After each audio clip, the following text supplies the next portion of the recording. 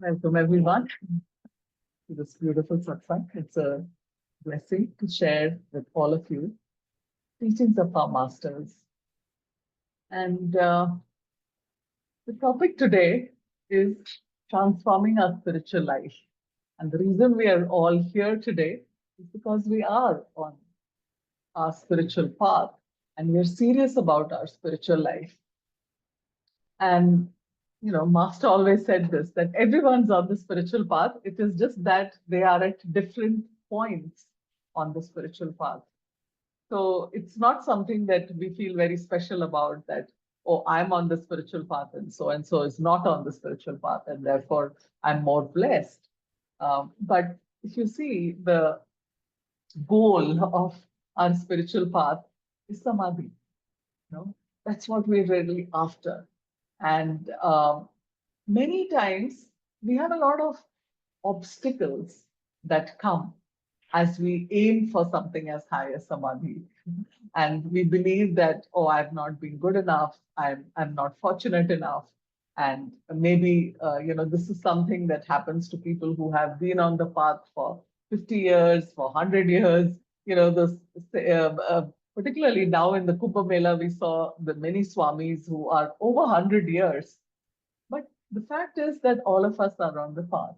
And one of the promises that Master gave us was that Kriya Yoga is the airplane road to finding it. And Swami also said this, that paths like ours have a better pass rate of saints being produced. So the teachings we have are very, very pure. And lived my life as a householder. I'm in my mid 50s now. And from my childhood, I had faith. And I was brought up in a Catholic home. So I said my prayers, I went to church, but I was seeking for something more. And that is when later on in life, in my 30s, that I came across Ananda and have been loyal and steadfast on this path. Before I came to Ananda, I went to a couple of other traditions. My first tryst was with Art of Living, where I practiced Sudarshan Kriya, maybe for a year. Um, Great results, but I was still looking for something more. And then I went to Sky, and then that was a short stint. And then we came across Ananda, and that's been my path for the now nearly 2 decades. And I think what I enjoyed most about enjoy the most about Ananda is the purity of the teachings, the practicality of the teachings, and to be able to experience on an everyday basis that it can really transform us from within, and it can manifest what is right for us in our everyday life.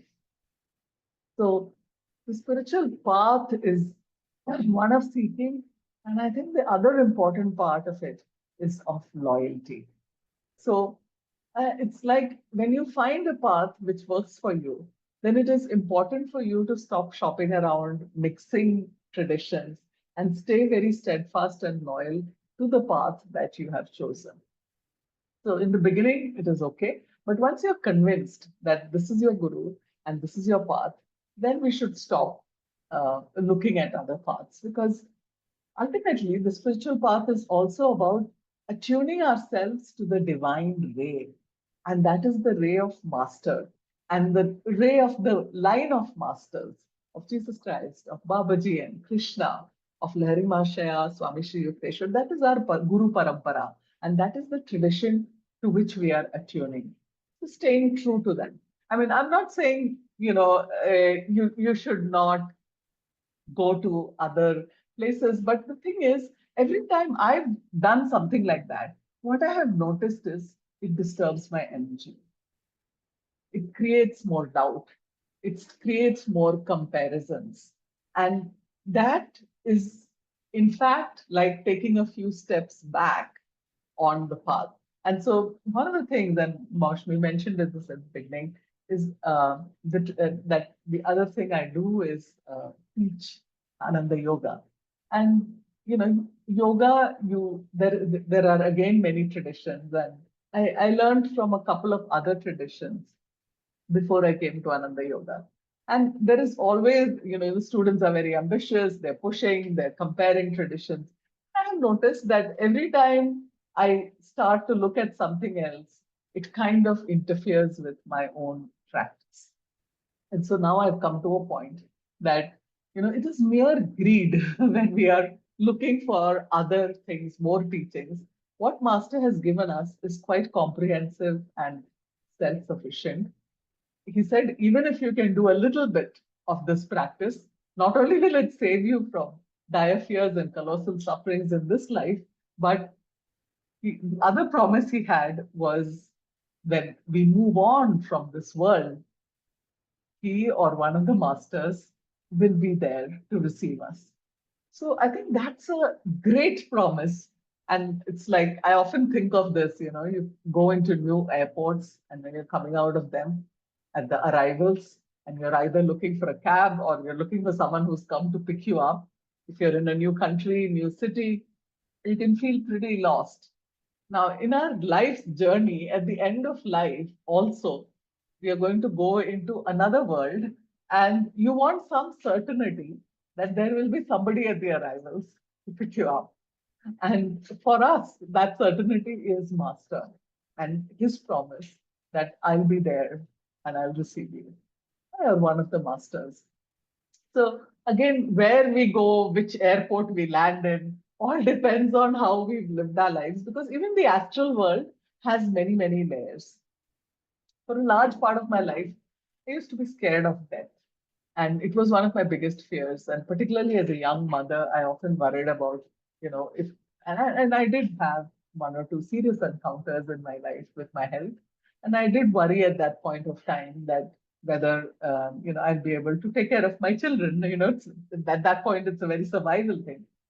But over the years, I've realized that those fears have kind of passed away, and there is that kind of looking further on, which is a good sign of spiritual path being followed in terms of getting rid of some of those fears. We still have fears, but you'll find that with a regular practice of meditation, many of the distractions and many of the fears and worries and troubles of life will get sorted out, will get untangled.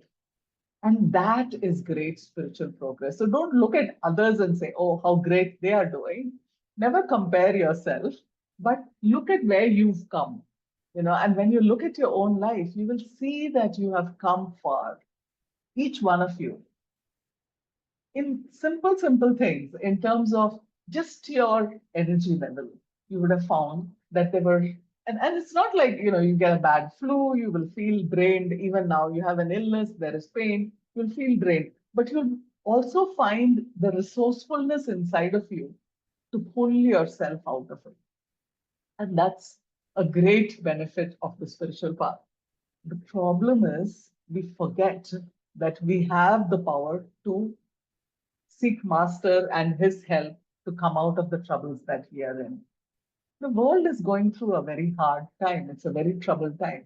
And both Swami and Master emphasize this again and again that you don't know what a terrible cataclysm is bound to happen. And we are seeing this. If we just looked at the last 5 years, the world has been through so much. Not just the pandemic, just look at the geopolitical situation. Look at the financial crisis that is sitting on the anvil of it. And it is the tapasya that the world has to go through as we move more into the Dwapara Yoga from Kali Yoga. And so we have to change our ways. We have to leave behind many of our material attachments and therefore the fears that kind of pull us down and free ourselves to really move on this path of energy. So for this topic today, I thought a good way to remember it is in terms of 5 S's. Okay. So yeah, I do come with a background in management and therefore I have my fascinations for models and theories, but this is purely from the teachings of Master. So we're thinking about the big S, the soul, right? And it's the journey of the little s going towards being more and more nurturing a soulful life. That's the spiritual path, right? The little s is the ego, the me, the I, me, mine, and the big S the big self, is the soul, which is ever perfect. And so this journey from the small self to the bigger self, the expansion, is the essence of the spiritual path. And when we're in the soulful self, we are thinking of, about others more and less about us. And a trap that many of us as devotees fall into is we think our spiritual path is the meditation that we do. Okay. But more and more we realize that our spiritual life is our entire life. For a yoga practitioner, it is not the life they live on the yoga mat. For a meditator, it is not just that meditation, it is every moment in our life. And so you've been listening to Swami and Jyotishi and Deviji. They keep talking about practicing the presence of God. And that has to be something that has to happen.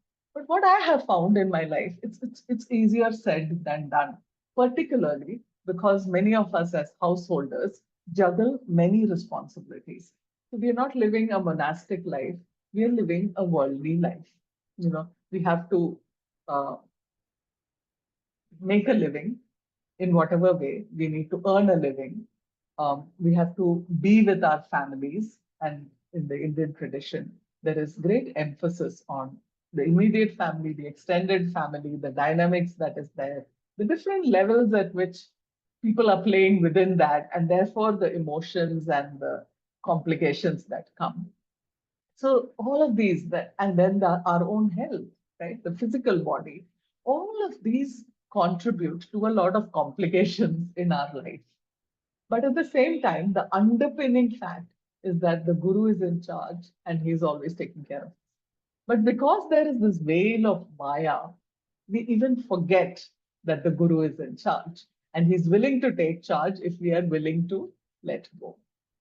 And so, all of us, like this, you're familiar with this metaphor of the caged bird. And every time you go a little out and then you feel scared, you come back and you say, I'll take charge. I don't know if master is listening. In the early years, I had this thing in my head, which was a hierarchy of the gurus. So if I was desperately in trouble, I would pray to master. And then I'm not sure he'll be able to take care of this. I'll pray to Babaji, right? And I thought I was going up the hierarchy till you realize that it's all one and same, and you talk to one, you're talking to all of them. So we have these little follies and failings and doubts and struggles and pulls that come at us. Relationships, they're a cause of big trouble, whether it is a marriage, whether it is a workplace, whether it is an organization. You will find that you get into a lot of trouble with a lot of people. And if you're not getting into any trouble with anyone, then that's very good. But the moment you feel proud about it, you again get tested by Divine Mother. Really? You think you've gotten there? Okay, let me give you a little test now, little girl. And there you go. And then somebody says something, and you just don't know where all that anger and rage came from, right? But these emotions, both the positive, constructive emotions and the difficult, I wouldn't call them negative. The difficult emotions are always within us, and they're constantly the tendencies, the samskars are at war with each other. So if this journey of the spiritual life from the small s to the big S, the small self to the soul journey is what is the essence of the spiritual path. And the goal is samadhi, right? And if you had to really aim high, I think a realistic goal would be, and Jyotish keeps saying this, try to be a Jivan Mukta in this lifetime. And you have done a lot of good in other lifetimes to be on a path like this, to be on a path where you have pure teachings and things that Master said, experiment every day with it. It's very scientific. There is a process and you will get the results. And the results are experienced by people similarly everywhere. For instance, the spiritual eye, the power of a good meditation. It is the same for everybody.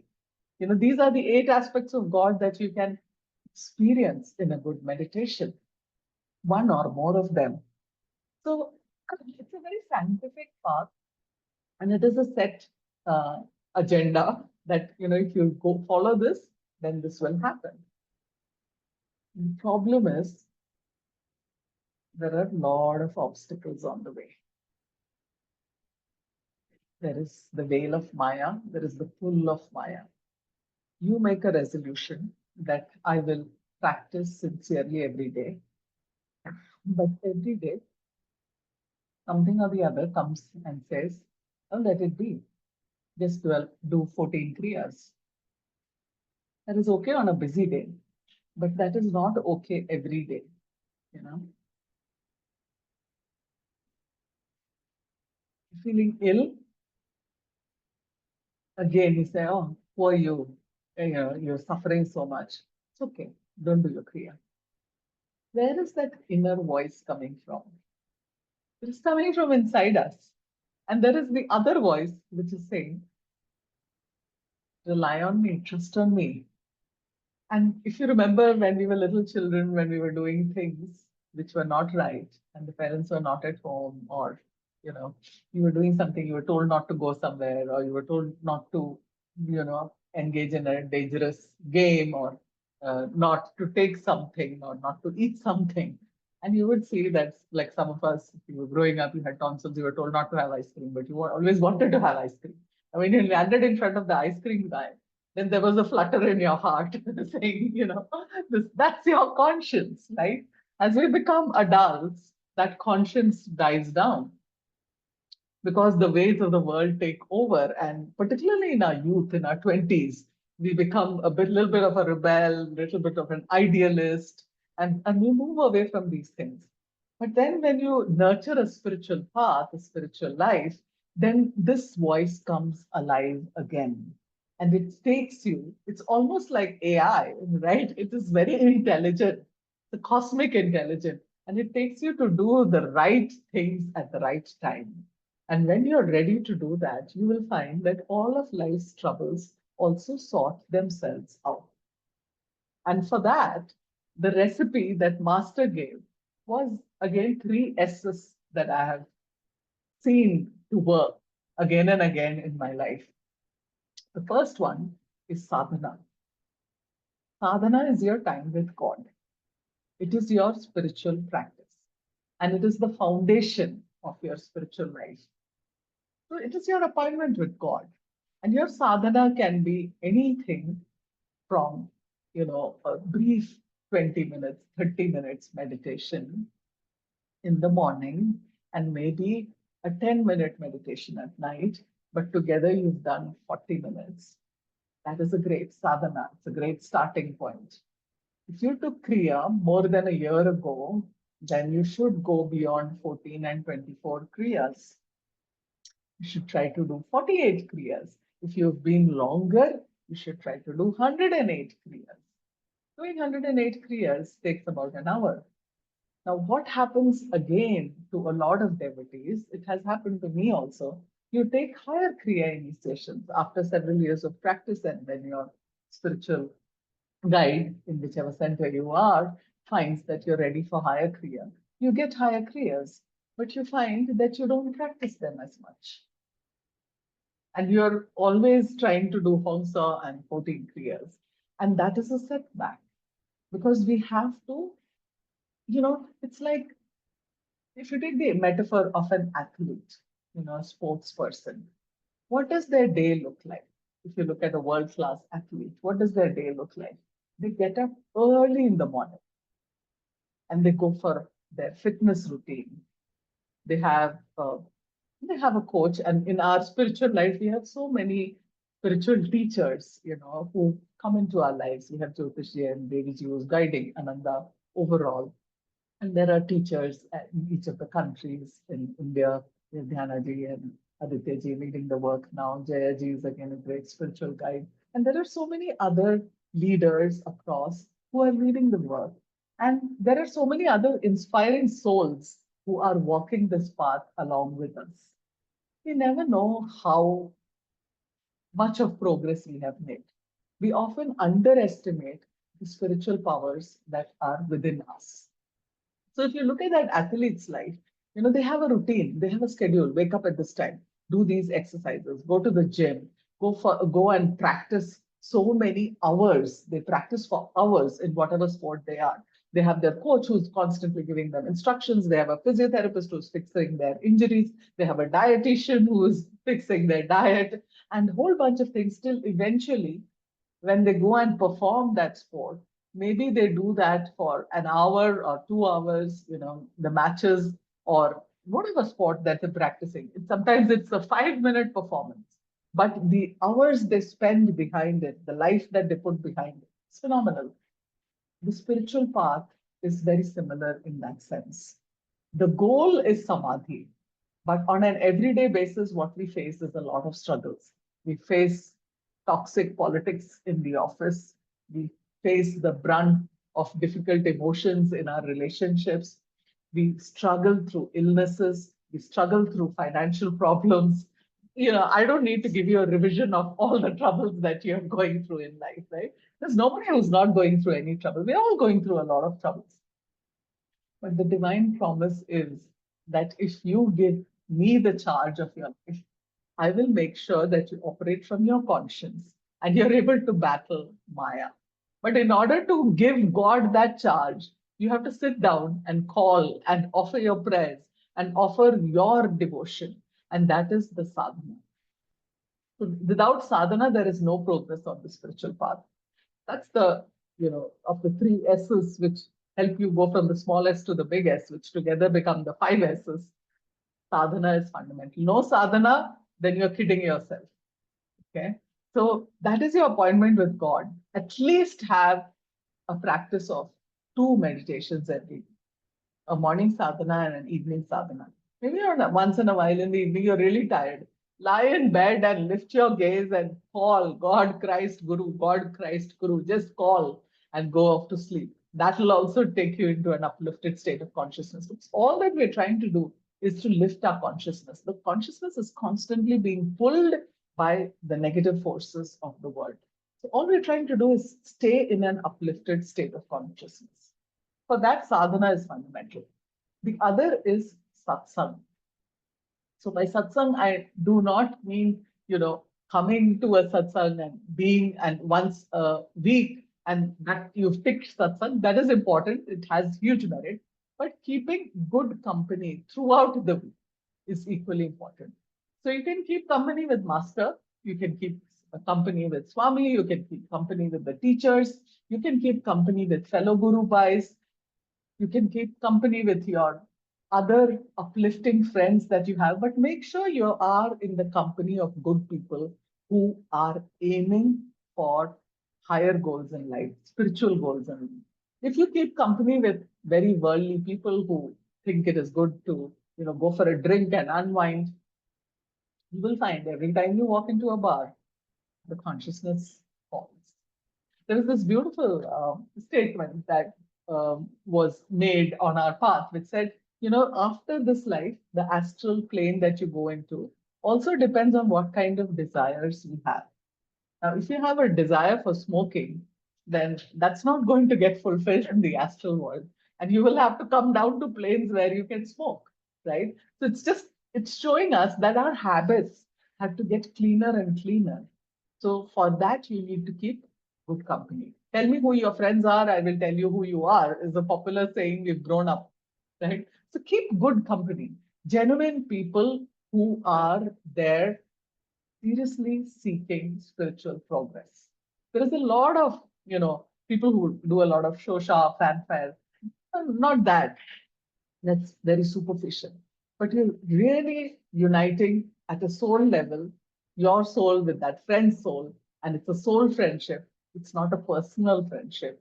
And it's nothing about a one-up manship or comparison or greatness or anything. We're talking about higher aspirations. We're talking about walking the path together and staying consistent, checking in with each other how you're doing. So that after sadhana, satsang is important. And the third thing is seva. You know, in some ways, going beyond ourselves and being helpful to others. Because one of the big traps that happen is our ego is always looking for our attention. And it makes us pretty selfish in how we operate and interact with the world. So it is very important that we look at ways in which we can be of help to others. Sometimes it's just a phone conversation, you're comforting someone, or you are being a companion to someone who's suffering through some illness, going through a bad separation, going through a property dispute, they're having a lot of trouble, just comforting them, helping them get back on track. That is seva. Going into the centers that you're associated with and taking on some work which will help others is seva. Guiding people is seva, but guiding them rightly and staying true to the teachings and loyal to the teachings is very important. We don't want to misguide anyone. Or, sometimes it is like, I see Moshmi here, she's always serving in some ways, right? It might be an online thing, she's hosting a satsang, but she'll always make sure she connects, she does everything that needs. She helps us with the meditation teacher training. I see Amrita here, I see Uma here, I see so many of you who are serving in different ways. And that seva is important because it helps us get outside of ourselves and contribute in a larger, meaningful way to the others who are seeking help. And this world is going through a lot of trouble, and it's our responsibility to help financially, emotionally, sometimes even by taking care of people who are suffering. That itself is a great saver. So many people go through mental illnesses, and being a caretaker for someone who's going through a mental illness is hugely draining. Sometimes you go and volunteer in one of these old age homes where people are going through Alzheimer's, or somebody, a friend whose parent is suffering or a spouse is suffering, or they're going through something, offering to go and stay in a hospital for a night, or go visit an old age home where people are suffering and do something uplifting, tell stories, sing songs, chant, do something for the world. Do things that you care about, but do it from a spirit of authenticity. It's not for flaunting, but from genuinely being interested in others and serving the work of the masters, or serving others in any way that is helpful. Master didn't say that only this is seva. Seva is something that you're not doing for yourself, which helps you lose yourself and go beyond. It is very important that we do things which busts our ego and makes us more useful. Sri Peshwaji said this, that even if you're breathing air of this world, you're bound to give back in some ways. So without seva, we cannot do it. In one of the last satsangs that Swami Kriyananda ji did in India, it was at the Pune ashram in Batunde. He opened up for question and answers. And I had a burning question, and I raised my hand and I asked, and I said, how can I get out of self-pity? I had a lot of self-pity for myself. Even now it shows up every once in a while, but it's got healed to a large extent. And he just looked at me very strongly, and I could feel, almost there was some rays coming out of him. He was trying to just switch that off from my life, which it took me years to understand later on, but I still remember that gaze. And his answer was just two words. He said, serve more. And he said it very strongly. It's not in a pampering way, but he said, serve more. And I have realized that, and before that, I always felt very inadequate in Ananda in terms of being able to do something. You don't know what is the right thing. I always thought I was a very materialistic woman. I'm a very worldly person. I have a corporate life and I have responsibilities there. And so I know how to traverse that world. But here I feel very inadequate. But all of that went away, and I found little ways in which I could serve. And most of my work is through, helping run the yoga school, where I partner with Amruta and others, and we bring programs. So one of the things we're bringing up in April is the meditation teacher training program, which helps people train others to learn how to meditate. And that becomes a great vehicle for serving master's work. So the impact is then there are more, and many of you here have taken that program, and it helps, build your own sadhana. I learned so many things. Every time I go through that program, it's not so much about the teaching of it, but our own mistakes that get corrected. So when we serve, we learn a lot about ourselves in the spiritual path. So these are the things that are very important for us in the spiritual path. The goal is samadhi, It is the journey from the small S to the big S, the self to the soul. And that is that super conscious path that we are seeking. And just three things, like almost like a tripod: have a good sadhana, be in good company, satsang, and seva, serving others in selfless ways.